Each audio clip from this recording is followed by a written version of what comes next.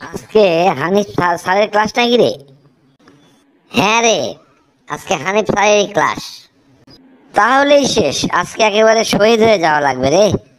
Sir এমন এমন প্রশ্ন করেন যা কিছুতেই পারা যায় না। আর স্যার এমন একজন মানুষ, পড়া ছাড়া কিচ্ছু বোঝেন না। আসবেন, পড়া ধরবেন, চলে যাবেন। আল্লাহ আল্লাহ করে স্যার যদি আজকে না আসতো তাহলে খুবই মজা হতো না রে? হ্যাঁ, মজা হতো। ওই দেখ, ওদের স্যার চলে এসেছেন, চুপ কর। বাহ, ভালোই তো আলাপ হচ্ছে রে। স্যার না এলে খুব মজা হতো না? না স্যার, ঠিক তা আমরা বলিনি স্যার। তা বলিনি মানে? আমি নিজ কানে কি তাহলে ভুল শুনলাম? আচ্ছা ঠিক আছে, আজকে তোদের দুজনের কাছে দুটো গল্প শুনবো, তারপরে পড়ায় যাব। দেখি তাতে তোরা উৎসাহ পাস নাকি। তাহলে তো খুবই মজা হতো স্যার। গল্প আপনি শোনাবেন আমাদেরকে? আমি তোদেরকে গল্প শোনাবো না, তোরাই মজার দুজন দুটো গল্প শোনাবি, তারপরে আমরা লেখাপড়ায় যাব। ঠিক আছে? রাজি? রাজি স্যার, তাহলে তো খুবই মজা হয় স্যার। সত্যি বলছেন আপনি? আমি সত্যি বলছি না তো মিথ্যা বলছি? তোরা রেডি হ, কে কোন গল্প বলবি সেইভাবে প্রস্তুতি নে। আচ্ছা তুই একটা মজার গল্প বল দেখি। তুই কি এমন মজার গল্প জানিস যা আমি আসার আগে তোরা আলাপ করছিলি? না স্যার, আমি তেমন মজার গল্প জানি না। তবে একটা গল্প আমি জানি, আপনি যদি অনুমতি দেন তাহলে আমি বলতে পারি। আরে বল বল, তোদের অনুমতিই তো আজকে দিয়েছি। তোদের কাছে আজকে আগে গল্প শুনবো, তারপরে ক্লাসে যাব। তাহলে যদি তোদের উৎসাহ বাড়ুক না। বল তো গল্পটা, কি গল্প বলবি? স্যার, গ্রামে দুই চাচা ভাতিজা ছিল। একজনের নাম নেপাল আর একজনের নাম রাখাল। দুইজনে বেশ বুদ্ধিমান এবং খুব ধুরন্ধর স্যার। তো একবার নেপাল একটা দোতলা বাড়ি বানিয়েছে। বানিয়ে দোতলার উপরে উঠে তার ভাতিজাকে ডাকছে, রাখাল, ও রাখাল, কি করছিস ওইখানে? আসলে স্যার কিছুই না, সে তার বাড়িটা দেখাচ্ছিল। তারপর তারপর কি হলো? রাখাল নিশ্চয়ই বোকার মতো বাড়িটা দেখলো। রাখাল আর কি করবে, নিচে দাঁড়িয়ে দাঁড়িয়ে বোকার মতো বাড়িটা দেখলো আর চিন্তা করছে সেও এর উপযুক্ত জবাব দেবে। তারপর কি জবাব দিল শুনি। নিশ্চয়ই সে তার বাড়ির কাছে আর কোনোদিন আসে নাই। না স্যার, ঠিক তা করেনি স্যার।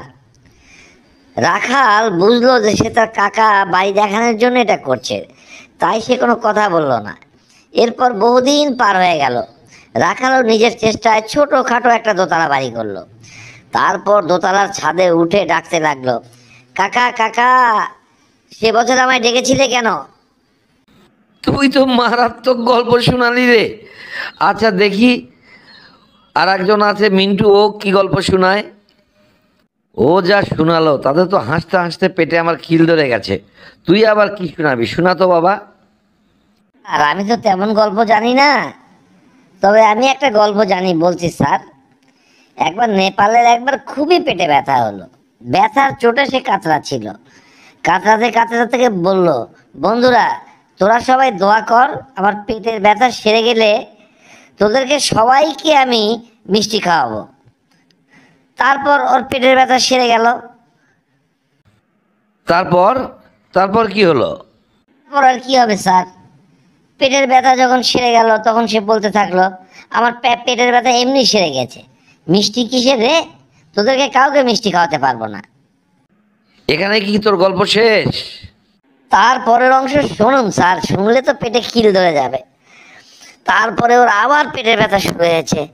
তখন সে তার বন্ধু বান্ধবকে বলছে, আরে তোরা আবার বরদোয়া করলি, তোরা কি ইয়ার্কিও বুঝিস না? তোরা দেখছি বেশ দুষ্টুও আছিস, অনেক দুষ্টামো গল্প তোরা জানিস। তো ঠিক আছে, এইবার লেখাপড়ায় আসা যাক, নাকি বলিস? আচ্ছা ঠিক আছে স্যার, কি পড়া ধরবেন ধরেন। আচ্ছা তুই বল তো, ষাঁড়ের হয় না মুসলমানি, গাভীর হয় না বিয়ে, সে গাভীর দুধ খাও কোন কালেমা দিয়ে? এটা কোন কালেমা হবে? ষাঁড়ের হয় না মুসলমানি, গাভীর হয় না বিয়ে, সে গাভীর দুধ খাও কোন কালেমা দিয়ে? এ ধরনের প্রশ্ন তো কখনো শুনিনি স্যার, কিভাবে উত্তর দেব? তা শুনবি থেকে খালি পেটের ব্যথা হলে একেবারে ব্যথা কমে যাওয়ার জন্য একেবারে হাতি দিবি, তাই না? পারিসটা কি বলতো? না স্যার, এ ধরনের প্রশ্ন আমি কখনোই শুনিনি, পড়িও নি। আপনি যদি উত্তরটা দিয়ে দিতেন। উত্তর আমি দেব না, উত্তর দেবে আমার বন্ধুরা। আমার বন্ধুরা যারা যারা উত্তরটা পারবেন কমেন্ট বক্সে আসুন তো, উত্তরটা ওদেরকে জানিয়ে দিন। প্রশ্নটা হচ্ছে, ষাঁড়ের হয় না মুসলমানি, গাভীর হয় না বিয়ে, সে গাভীর দুধ খাও কোন কালেমা দিয়ে? কোন কালেমা দিয়ে দুধটা খেতে হয় একটু এদেরকে জানিয়ে দিন। ধন্যবাদ।